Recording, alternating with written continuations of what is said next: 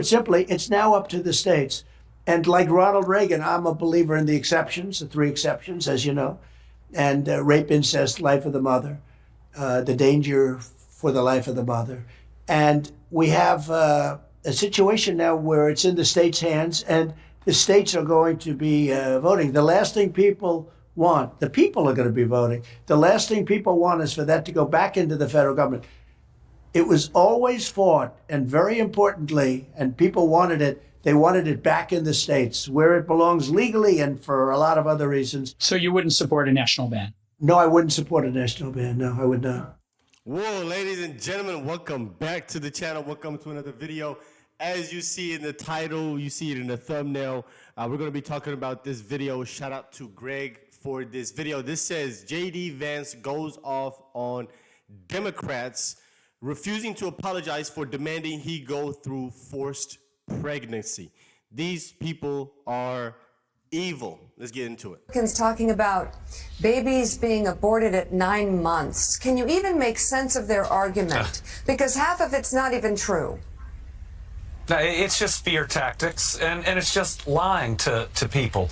I mean, think about what some people have had to go through because of these laws. I mean, J.D. Vance calls pregnancy resulting from rape inconvenient.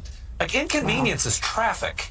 I mean, it is, make him go through this. I mean, it is someone being violated, someone being harmed, and then telling them that they don't have options after that. That fails any test of decency, of humanity. But here's the thing. It also shows they don't have any empathy at all. And a president and a vice president has to have empathy. You got to be able to put yourself in a position that you've never been in to try to understand somebody else, because you've got to be a president and a vice president for all of America, not just where you're from, not just for your friend group, but for all of America. And that's why Kamala Harris and Tim Walz are the right ticket. They're the right people. I'm really excited to support them, and this is one crucial reason. So, Governor, I will say I was in the room last night, and when Hadley was speaking, a few moments later. His comments are disgusting, and I think it's important that the media not misrepresent what I actually say, because then it leads a guy like Bashir to go off and basically, he's effectively fantasizing about some member of my family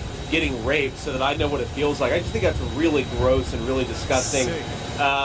Look, I mean, the guy's a complete loser, and he's gone after me repeatedly, but this particular thing, going after my family, really bothered me. And look, the comments that he's talking about, I never once called rape inconvenient. It's a total fiction of the Democratic National Committee. I never said it. I never said anything like it. What I was talking about was the context of an unexpected pregnancy, not one caused by rape.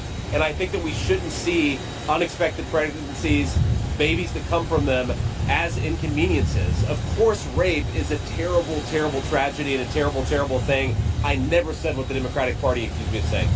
All right, guys, so once again, we got to talk about the freak show Democrat Party that is once again showing us how evil and twisted they actually are. Okay, the party of love and acceptance and tolerance is not very loving. They're not very accepting. They're not very tolerant, and they're also not very liberal. And stories like this are exactly what I'm talking about, because when a Democrat is in the wrong, okay, they're clearly in the wrong, they don't do what Republicans do, right? Republicans tend to bend the knee, grovel, and say that, yeah, I was wrong for saying these things. I shouldn't have said it, right? They admit that, yeah, I was wrong, even though a lot of times they're not wrong. Like, for example, when you saw the Republicans calling Kamala Harris a DEI hire, which is the truth. That's what Joe Biden hired her for, right? He picked her to be VP because of diversity, equity, and inclusion.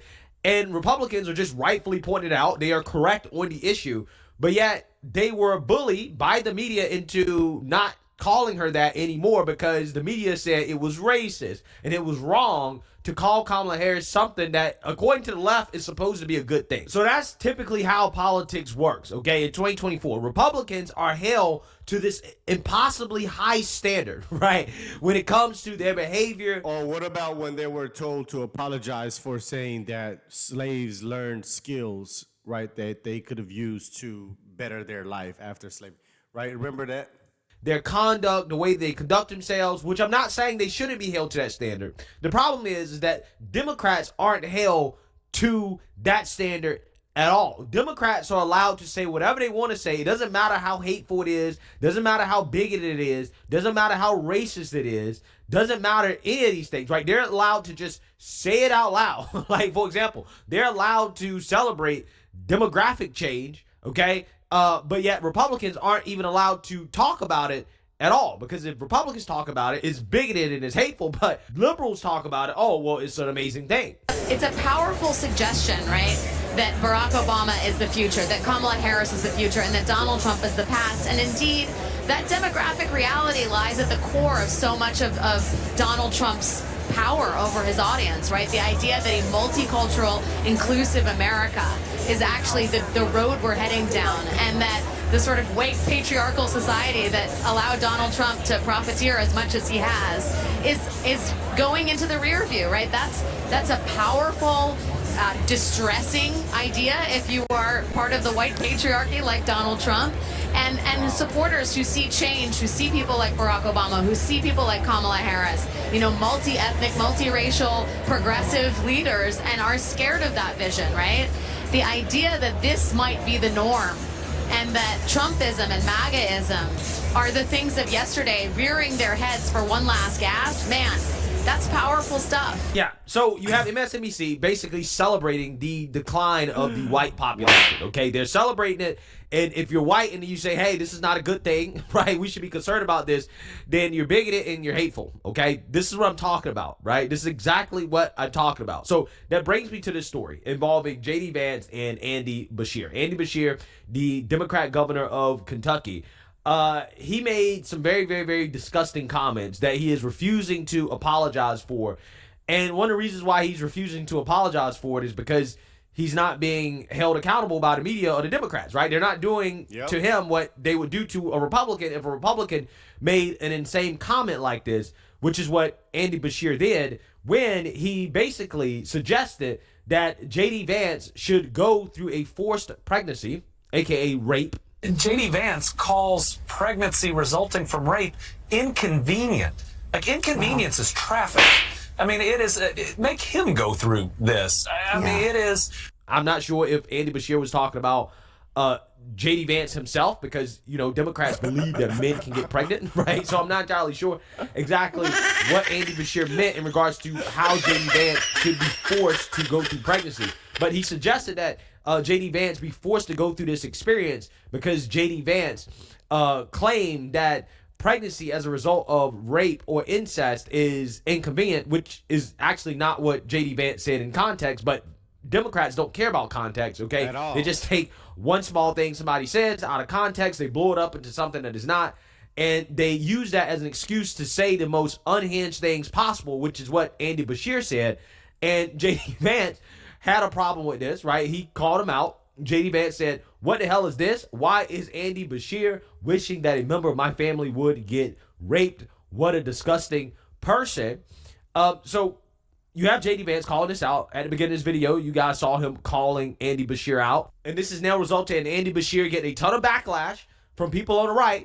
However, it seems as if people on the left, they're quiet, right? There's crickets around this, okay? They don't really have much to say about it, even though this dude was clearly and obviously trying to say that, yeah, J.D. Vance, either him or his family members should be forced to go through a pregnancy, which again is a very messed up thing to say. But MSNBC did ask Andy Beshear about these comments amid the backlash. And I want you guys just to notice how much of a softball this is from MSNBC. Even though this guy clearly is in the wrong, he clearly made comments that he should apologize for, but he's not being held to the same standard that a Republican would be held to. Take a look.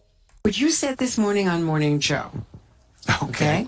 I'll just prepare you for this, saying that Why did she have to prepare him for his own statement?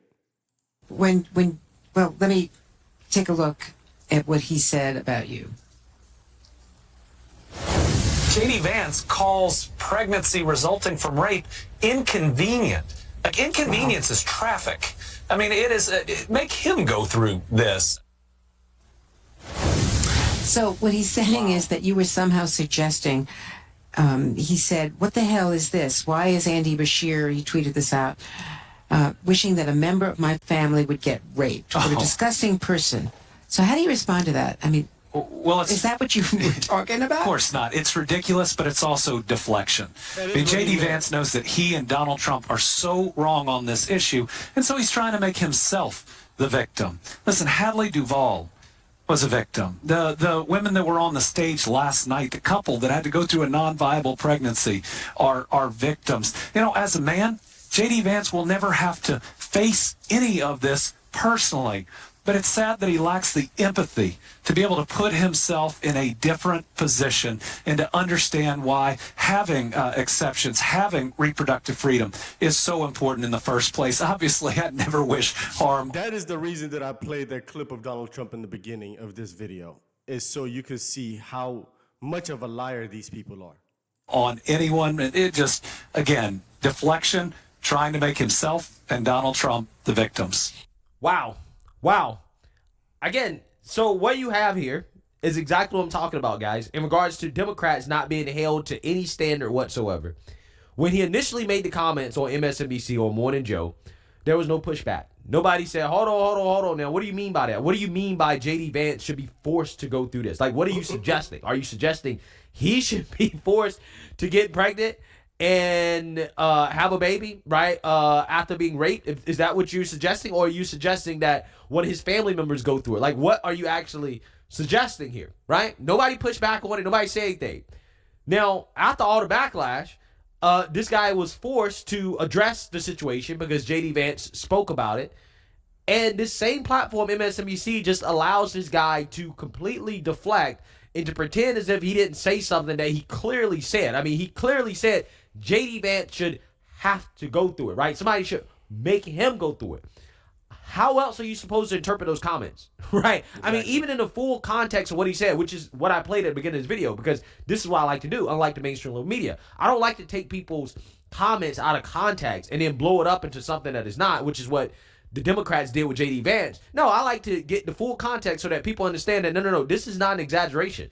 This guy literally said somebody should force J.D. Vance to go through rape and a pregnancy to teach him a lesson about abortion, right? This is what he said. Crazy. Now, again, it's one thing for you to have a policy disagreement on abortion, right? I get that. I 100% understand that. But it's another to start wishing things on your political opponent that are vile and disgusting things to wish on anybody in response to a policy disagreement, right? Which is what Andy Beshear did. I mean, that's clearly what he was doing.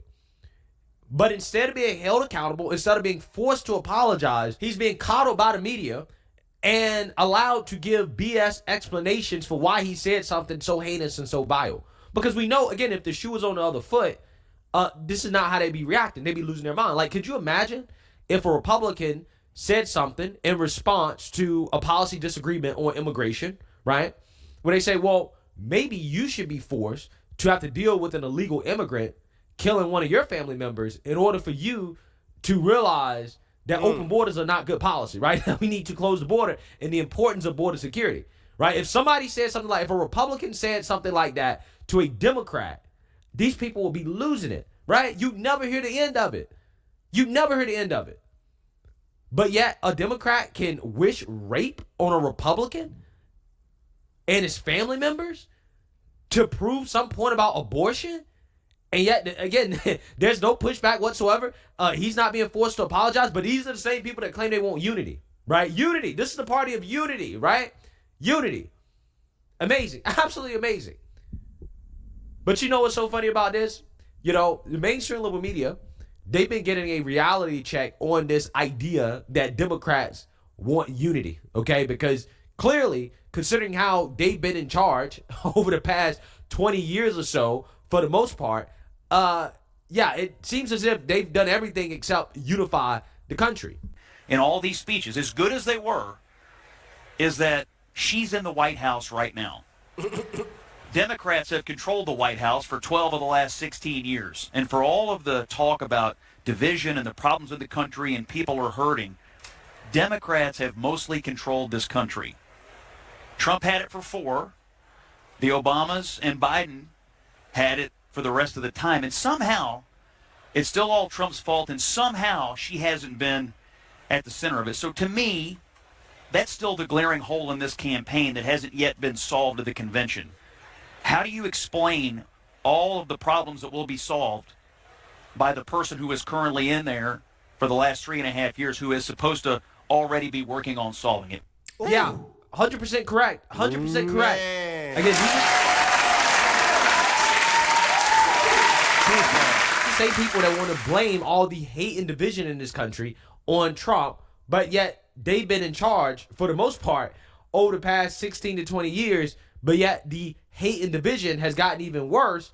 And again, it's not because of Trump or Trump supporters or conservatives. It's because of the left. The left. These people are some of the most hateful people in the country, and you see it time and time and time again, and they're never held accountable for their hate and their bigotry, and then people wonder why. Okay, why does the hate and division continue to get worse instead of better? It's because you have one side of political aisle that's not being held accountable at all for the hate and division that they cause, right?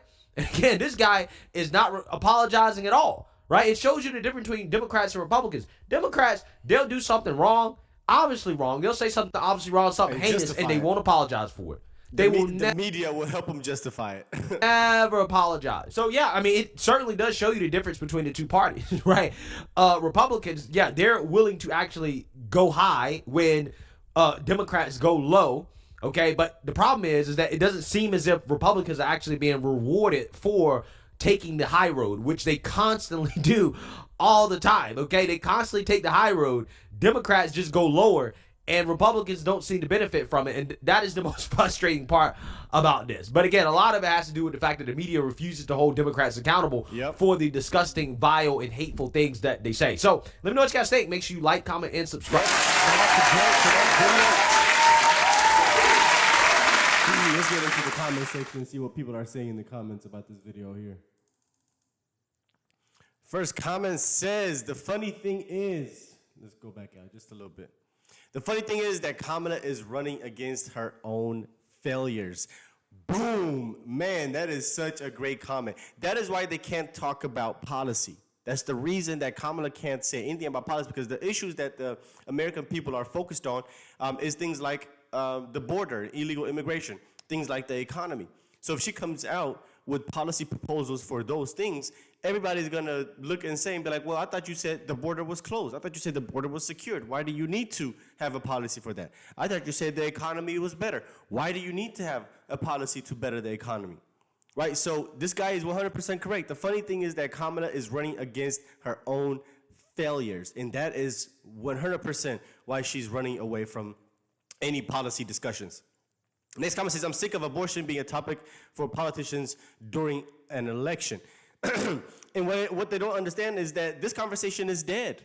This conversation is dead. The Supreme Court has ruled on it. There's nothing that you can do to overrule this. The federal government cannot interfere in state policy and state laws. So if it's back to the states and the Supreme Court says it needs to go back to the states, there's nobody to override that.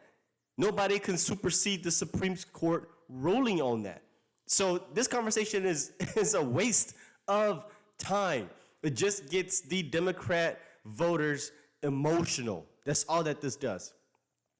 Next comment says they really can't talk about anything but Trump, race, and abortion. That's it. That's their platform. Yep. And if you've been watching the DNC for the last couple of days, they've talked more about Trump and mentioned Trump's name more than they've talked about any policy, any issue. They've mentioned Trump more, whether it be the border or the economy or anything. It's abortion and Project 2025. Next comment says MSNBC needs to go. I'm getting sick of this news media. Next comment says, once upon a time the Democrats were all about democracy. Now it's all about communism. Yeah, there you have it. That is what you get with Democrats once again. Vile, vile people. Let me know what you guys think. Let's talk about this video in the comment section. If you enjoy the content, if you enjoy the videos, hit the like button down below.